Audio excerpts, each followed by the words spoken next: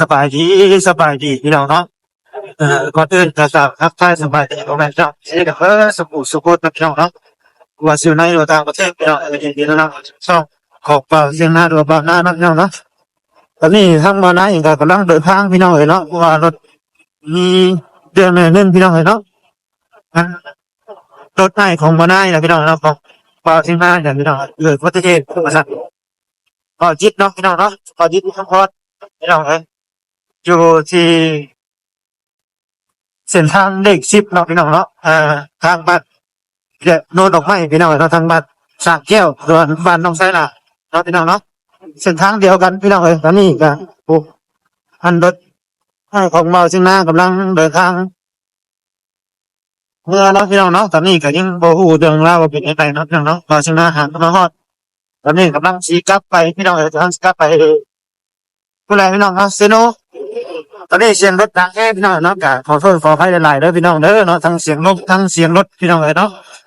ตอนนี้มาซึ่งหน้าก็กำลังกล่าวดังรถเบาเจ็บรถไปอยู่พี่น้องเอ้ยเนาะเดี๋ยวผู้ใดพี่น้องเอ้ยไปติดต่อติดตามเบิ่งเนาะเข้าห้างผู้ใดจะว่ากันอีกเทื่อพี่น้องเอ้ยเนาะโอเคพี่น้องเนาะ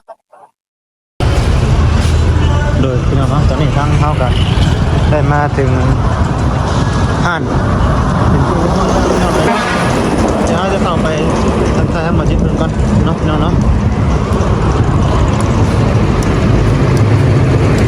โดยสบายดีเด้อเนาะ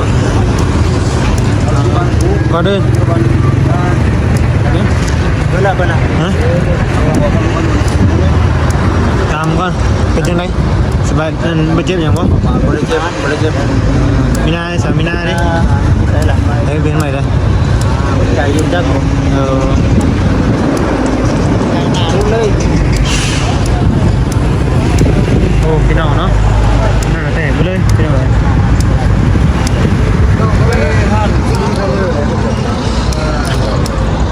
สามีนาสบายดีเลย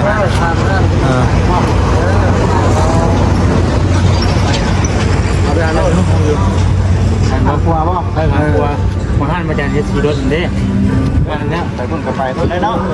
ไปเจอบ้านเลยเจ้าลูกชูดึงแล้วเจ้าคนบอกไปไปเขาจะมุดมาเขาจะมุดเลยโอเคไ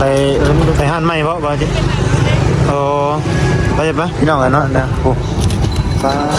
ทุก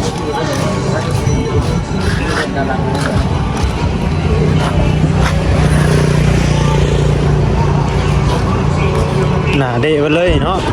พี่น้องเนาะเพิ่นเอาเสือกมัดเนาะพี่น้องเลยฮะโอเคพี่น้องเนาะตอนนี้ก็กำลังเปลี่ยนห้านพี่น้องเนาะไปห้านแรกห้านฟิตเนาะพี่น้องเนาะห้านซ่อมแต่งฟิตพี่น้องเลยไปทักทายมาคำมันก่อนโดยสบายดีว่าคำเด้อเป็นให้เจ้ามาก่อนนะที่ไปที่มาเป็นยังไงมาหมดจุดสั้นเลยก็ได้แล้วจะว่าคุณเป็นยังมีได้บริเวณยังมาก่อนสวยเลยเวียดสบายดีเด้อยังไงสบายดีบ้างจ้า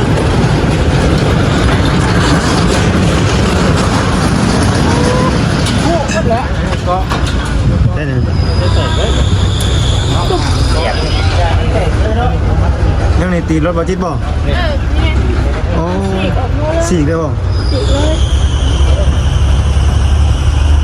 สี่เลยพี่น้องเนาะแต่คนเป็นยังหางโค้งครับโค้งบ่คนแฉงเขาได้รถไดคันนี้บ่นี่พี่น้องเนาะก็กับรถไดคนแซงบ่คนแฉงเขารถแฉงพอแบบมีรถมาน่ะรถจักรกับรถใหญ่มาจักรรถใหญ่มาแม่ข้างหน้าได้คนแฉงข้างโค้งแต่มันลิงมาได้แล้วก็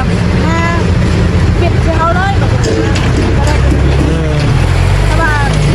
ตามที่ได้ทางนี้นะมีรถรถคนก็คือว่าข้างหน้าบ่เอ้ยมันเป็นทางหลังนะคนเฉลี่ยมากตรงนี้นะเสียงแบบนี้เลยก็ชิได้เนี่ยคนเสียงแบบนี้เลยเสียงแบบนั้นเลย เสียงแต่ท้ายไปสิพอหน้าเลยพี่น้องเนาะพี่น้องว่า ก็กับรถใดเด้อพี่น้องเด้อเนาะเกิดอุบัติเหตุเพราะว่ารถทางรถใดนี่เพิ่นสิฮะคันนี้บ่คันนี้เหรอวะ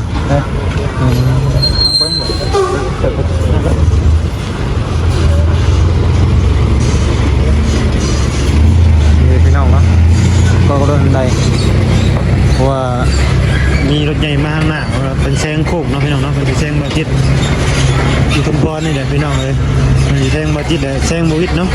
เพราะว่ามีรถใหญ่มาข้างหน้าด้วยพี่น้องเนาะว่าอีกอย่างเป็นทางโค้งอีกพี่น้องเลยพอดีหักขวามาพอดีหักรถบาจิตเลยเนาะพี่น้องเนาะเป็นอะไรก็เป็นกำลังใจทางบาจิตนี่เด้อพี่น้องเด้อเนาะเม่นกันเข้ามาฮะ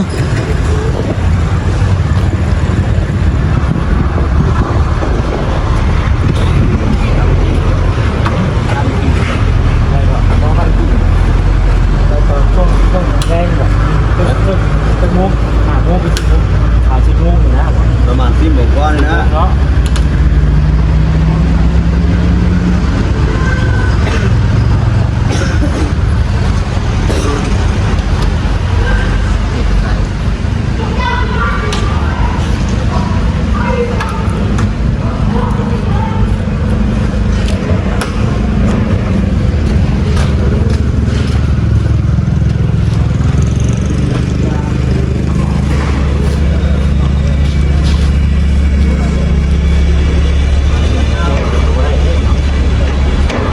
ดีแต่คนบ่เป็นหยังเนาะยังดีพี่น้องเนาะ ตามเพิ่นทันแน่ตามเพิ่นไปเลยได้รีบเพิ่นไปเลย เพิ่นบ่ได้ไปบ่เพิ่นจอดบ่ เลยจบ บ่ได้จอดอะไรเฮ็ดจังได๋ เพิ่นไปตามเลยบ่คิดเพิ่นไปตาม อาทิตย์เพิ่นไปตามอ๋อนี่เนาะเป็นไม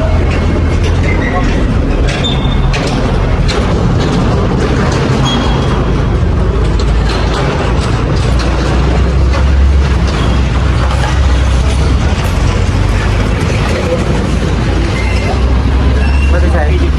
หน้าบ่ อยู่นะเพราะว่าสากสับไปเฮือน เขาหากับคนเด็ก สากสับไปเฮือนเลย บ่เข้าบ่โทรส่งเรื่อง โทรหลายอยู่มาเฮือนดุด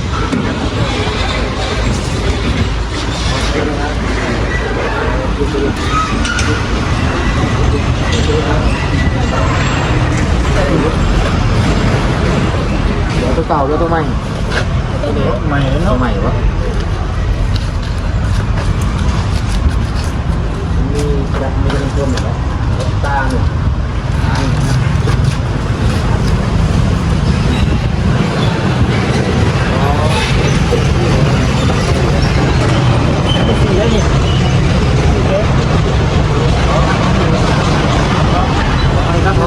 มาเปลี่ยนใหม่มารถเป็นงานรถถึงแล้วผู้หญิงมาทำงานเอาสุดมันเลย แม่มาสุด แต่นี่แหละเขาที่บ่ได้ตึง ได้อยู่ แต่ว่าสิไม่เอาไม่บ่ไว้ไหนบ่ ร้านประมาณของเจ้ามันนี่นี่มันอยู่ทางไปซื้อมันจอดไปอยู่ทางยางอะไรเนาะมันนั่งอยู่นี่ ยางมันนั่นดิ ยางหลุดมันจะหายากเลยยางตัวลายเขาบริการเส้นนี่มันแบบตัวหาลายมันนะหาลายมันถึกมันจะง่ายเลยแล้วยังมาก็ได้ไล่กันนะเดี๋ยวนะเอาปืนเจ้าไปซื้อเองใช่ไล่เอาถือว่าไล่มันดีหาได้บาทเดียวได้อันเดียวเขาก็บอกขายแถวมีก็ได้แน่นก็มีแต่ว่าแต่ว่ายางชิ้นนึงเท่าไรนี่ก็หางใช่นี่5,000กะไล่น้ำพื้นเนาะ5,000นี่ได้เหรอกัน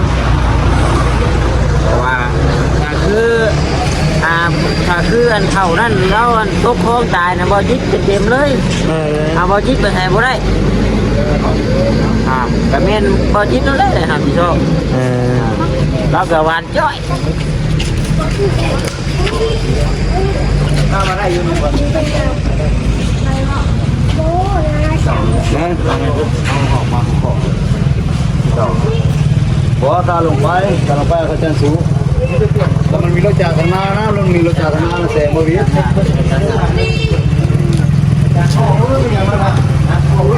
ที่สี่ค่ะ ตั้งก้อนรอหรือไม่ได้เนาะ วันวิ่ง มาให้พวกแกกันนะพวกแกต้องจมด้วยขึ้นฟ้าไปเลยฟ้าไปเลย จ้างงานตีกับวัตถุอันนี้น้านี่ห้าเป็นเรียนใหม่หมด เอาแบบนี้ไปเอาอะไรใส่ไปเลยเอา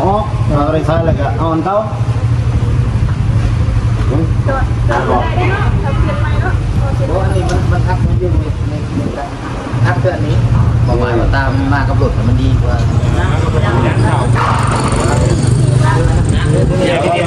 ฮะรถหรอวะ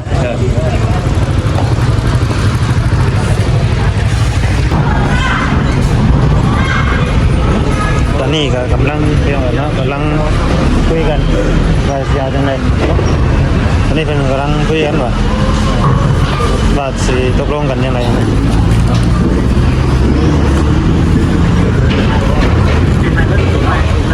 เอาอะไรใช้เวลาละเพียนนี่คือยังคือถามมันอ๋อหมดนี่หมดเยอะมันใส่ไปได้หรอกนะเบียนแล้วเป็น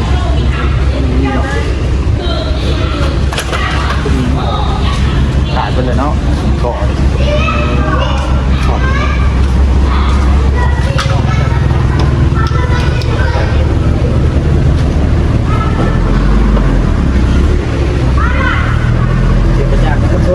กับสี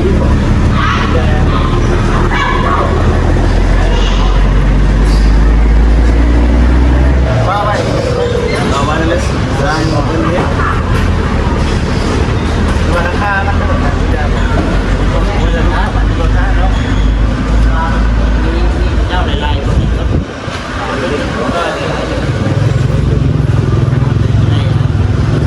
เดี๋ยวจะปิดไหน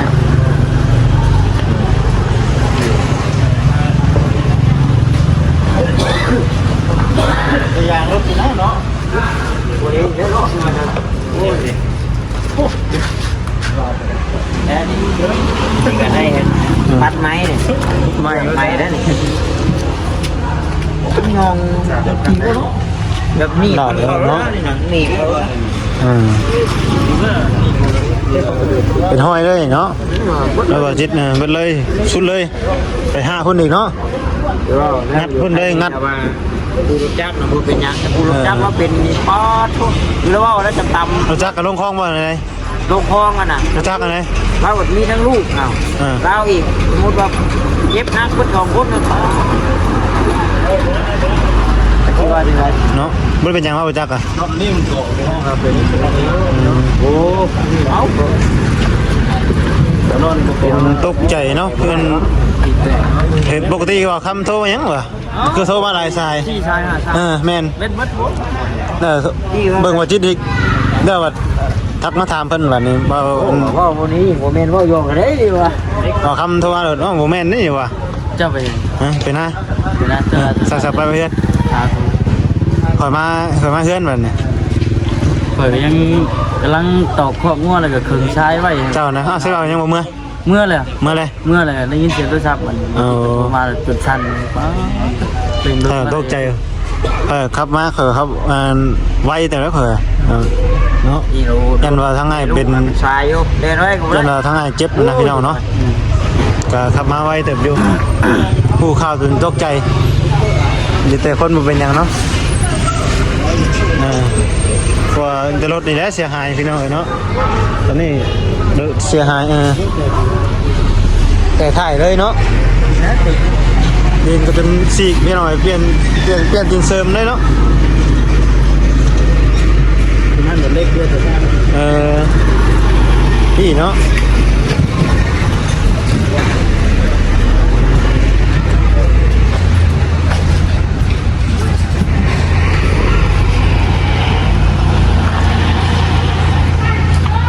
ก็กับรถคันนี้พี่น้องเนาะรถคนใดบ่จะคนรถยี่ห้อยังพี่น้องทั้งมาหน้าเองกับบ่ฮู้เนาะก็ขอโทษขออภัยหลายๆเด้อพี่น้องเด้อเนาะถ้าผิดพลาดก็ทั้งมาหน้าเองกับบ่ฮู้ยี่ห้อรถเป็นใดพี่น้องเอ้ยก็ขอโทษขออภัยหลายๆเนาะเดี๋ยวเบิ่งทางบาจิตเพิ่นก่อนเป็นจังได นี่ก็หาไม่ใช่พ่อ2 เดือน ยังพอ2 เดือนได้เนี่ย มันตั้มมาดินะมันใช่ไหม บางคนมาจัดสร้างเขาจะมีคนตั้งตั้งตู้ลงลงเลยได้รับเลยเพียงแต่ลมมันออกเนาะลมออกไปเลยว่าตีนรถนะ เอาป้าป้ามันจะตึ้งน้ำก้อนรับตรงนี้รับตรงนี้ดีด้วยมันรับแบบนี้มันรับอยู่ยากเหมือนกันแต่ว่ามันจะได้ดียากเหมือนกันนอดของกระสุนชื่อว่านอด โอเคมาที่เพียรจัดการรถมาเพียรจัดการรถกันได้นี่ยางมันพื้นนี่ไอ้ยังตัวนี้เนาะนี่ยางที่นี่กับพี่น้อยนี่หาเลยนี่ตัวนี้ถึงเบี้ยวเนาะตัวนี้มันตัดมาเนี่ยมันมีเลือดตีมันนะตัวนี้โบนัสตัวนี้จับนั่นเลยตัวนี้นี่นอนตัวนี้นอนตัวนี้เลยนี่นอนตัวนี้นี่แม่เลยนี่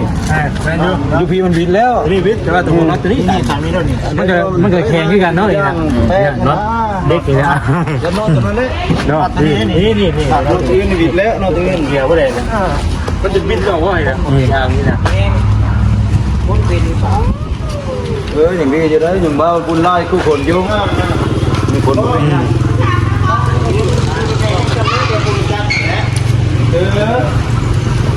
เป็นผู้รู้จักเชื่อหลวงพ่อมันก็เพิ่งมาเป็นกี่บาทจังไหนเนาะตาสั้นตะเบิดทำโปรเฟสมาเนี่ย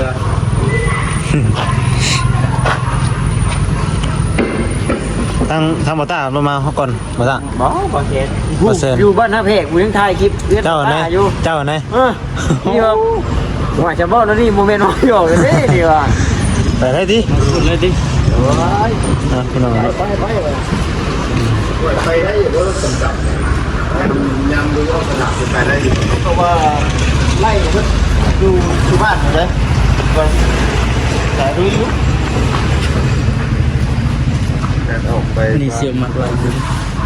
เชียงมัดไว้พี่น้องอันแกเชียงนี่คือคู่คบเลย เสียตกไปแล้วคืนนั่นแม่ บ่แกก็ยังไม่มือก็คือเจอกระเป๋าเลยมือจะตั้งมาที่นี่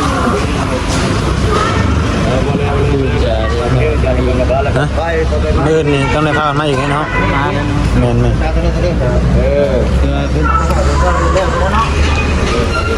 เป็นไงความรู้สึก ทำความรู้สึกเลยตอนนี้บอกอะไรเนาะพี่น้อง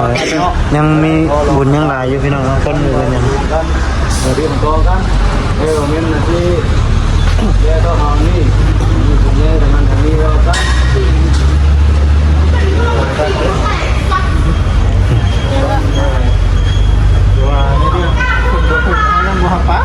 นั่นแหละนี่ว่านะว่าไปว่ากันก่อนเดี๋ยวสิลาพอตะก็ทำไมคนนี้บ่หรือว่าพระเจ้ากับมีห้ามาครับมึงยังไม่ได้ว่ากันนะแล้วประมาณเท่านี้นะเดี๋ยวเราไปก็หาว่ากันบนโจ๊กเรามีปัญญากับปัญญาว่ากันก่อนสมาสองตากันครบคนนั่นจะบอกกันนั่นนี่แหละได้เงินได้ข่าวอยู่ที่แล้วรถเนาะอันเนาะมาได้เลยกันนี้โอ้มีปัญญาต้องการต้องคอยว่ากัน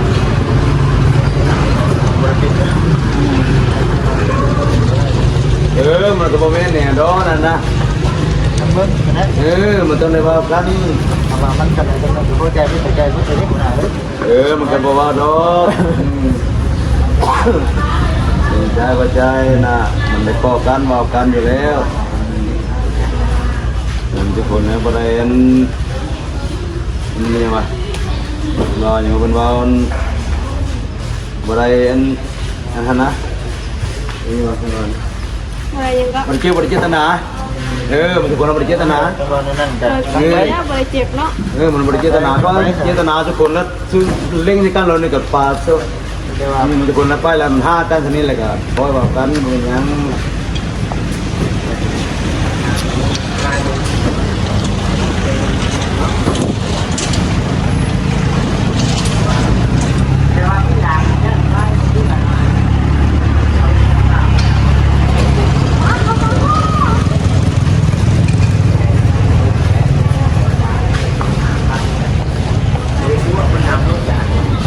เจ้าน่ะไปทำนี่มืดเนาะ มืดเฮ้ยจะปวดเป็นเนาะ เนี่ยอ่ะเป็นไงอันเรื่องเล่านี่ เป็นว่า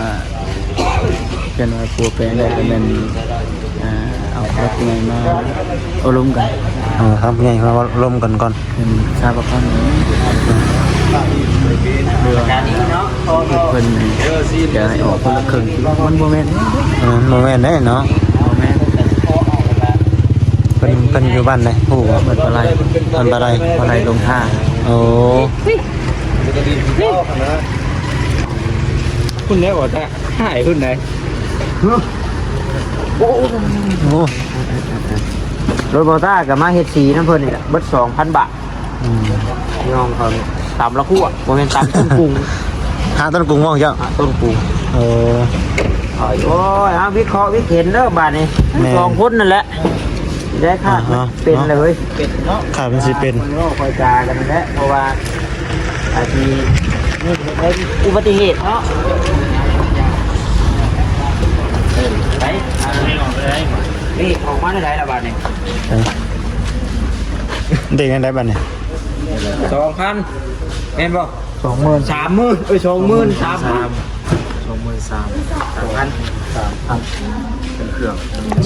23,000 เดี๋ยวย่างต่างหากบ่ สีก็เห็นยาง ต่าง ยางผมจะไปหาทหารยาง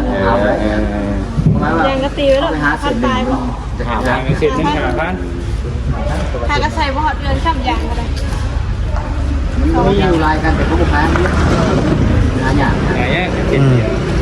มันต้องเป็นคู่เป็น ได้อยู่บ่ล่ะไปเล่นจังว่ากัน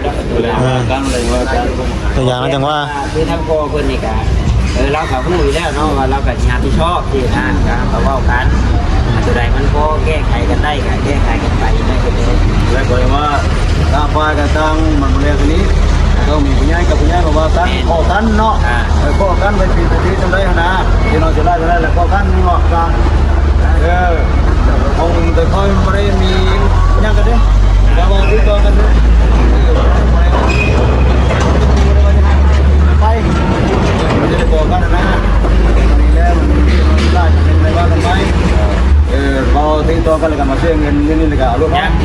ยังดีเพราะว่าผู้รถจักรนั่นพี่น้องว่าเขาบ่เป็นหยังถ้าเราเป็นหยังนั่น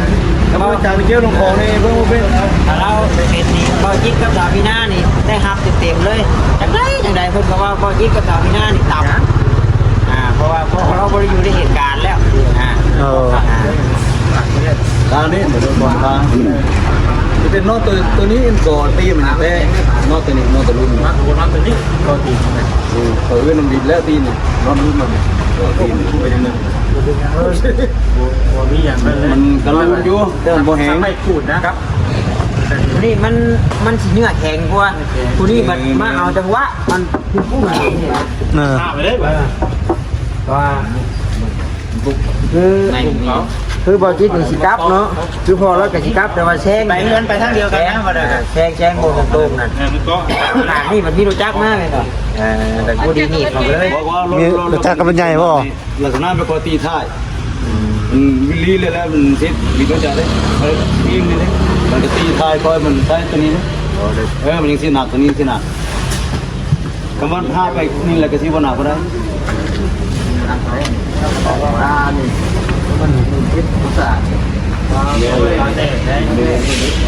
ก็วันนั้นก็มือที่พอเราคนโยงมองก็ไปใช่ก็มันมีแล้วมันมีแล้วเอาไปทำที่นี่จะทำคนในของจ่าเลยจะทำให้สร้างเรื่องเลยเนาะได้แล้วบอกได้แล้วมันเป็นมุ้งมามาหอบกันเดี๋ยวเขาจะลงไปห้าประกันภัยอยู่บริษัทก็จะว่าเป็นซอยเป็นอย่างนี้เนาะ แม่ทำตัดไทย ต้องขับซอยแล้วก็หาเต้งอย่างนี้เนาะอย่างนี้เรา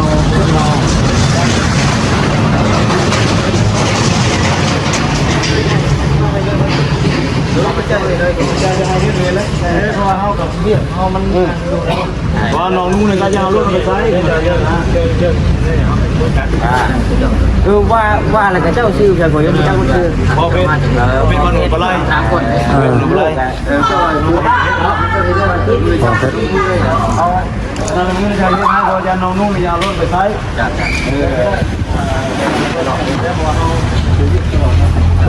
ตั้งมาในมือกัน3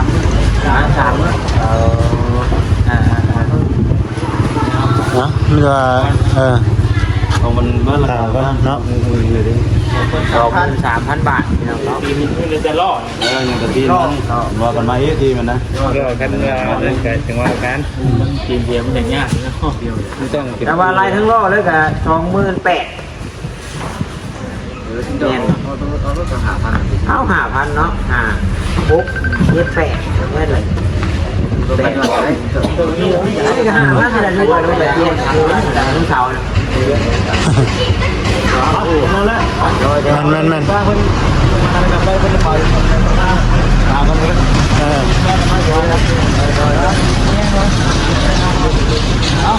วิทย์มันทางปลอดภัยเนาะบัดนี้วิทย์โซ ที่ได้บัตรเป็นแล้วฮะ คนนะก้อนวิทย์ก้อนแล้วก็แกก้อนวิทย์ วิทย์เคาะบัดนี้เนาะเข้าไปค่อยมาบัดนี้นั่นแหละ นี่ก็ตัวกันเด้อ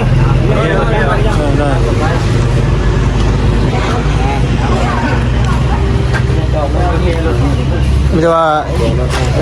จอดไว้นี่รถนี่เนาะ ฟองกระเก็บคุณรถพอแสนนี้นี่แต่ว่าเจ้าแล้วว่าเป็นยังไงกระทบครับเอาเบี้ยอยู่หรือเราต้องโทรหาเราพ่อดูดีแล้วมีในเหตุการณ์เนี่ยคือพ่อได้เราซื้อ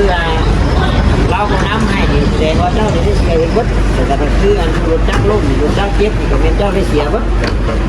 ให้ไปน้ำให้นะ พอนี้รถจักรได้หลายน้ำเราพวกน้ำพอได้แต่เฮ้ยเอาเฮ้ยอยู่บนน้ำเอาไม่ว่าตัวกี่รถ เจ้า อยู่ให้คนลง ไปเลย ไปเลย เราหาไปเลย ไปแม่ไปมากันอยู่ที่ไหน คุยกันแต่ว่าเส้นในมุงในบ้านไปละ บ้านในบ้านนี่บ้าน ไปละ คือชิเมาเราแน่นี่นะคนนี้คือชิเมาเราแน่กินเราแน่ มีแต่บอกกันเปล่าๆ บ่ได้ตัวยังไงวะ เราพบชนึงเพราะมีพวกก็เป็นมีในบ้านข้างในแล้วแต่ว่าคือไปตามมันผู้รู้จักเรียบร้อยนั่นนี่เป็นโทษแล้วนี่คงต้นดีเลยดิ แล้วไปดิ เดี๋ยวแต่บอจิตนี่เนาะ แล้วเราชื่อสมมติว่าอยู่กลางก็ดีนะอาจจะเรียกว่าท่านนี่ว่าหากับหมอนี่ว่าที่พูดกับหมอนั่นแต่ว่าเขาหมอนั่น ลู อยู่ ก กลางนี่ ต่อยเรากับไปนั่นหนู เอารถจักเอารถ ใช่พูดสิเมื่อพูดใช่สิเมื่อพูดเราบินหนา บรมกันนะว่าแล้วกัน หัวลมเพราะพัน เจ้าน่ะกำลังสีกลับมาบ่ ว่าไปได้ไหมเรา ไปไม่เฮ้ยมันตบคนแทงแล้วตบหัวกันไปไม่วะไปนั่งเพลินนะ โอ้ยพันเราก็วางช่วยแล้ว เนาะ โอ้ทำบุตั้งใจดีสิมาแล้วพี่มึงไม่รู้ นี่นะ ไม่เลย ไกลแต่ไกลทางเนาะ เลย ในผู้ดีแค่มือจะมาดู พอจอดไม่ได้จอด บ้าน ใน เลยบ้านหนองอาหงไปเลยบ้านหนองอาหง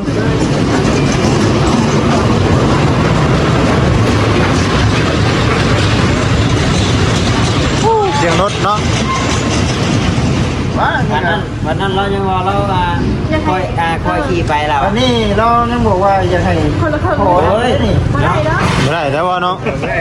เอาอะไรมาขนมบุทันได้จ้ะ โอ้ท่านเจ้าก็ได้ทีรุ่นเดียวแล้ว เจ้าบัดนี้อีกดิบัดนี้ ว่าคันว่าสิมาว่าคุณยายทั้งนั้นทั้งนี้มาพ่อกันนะ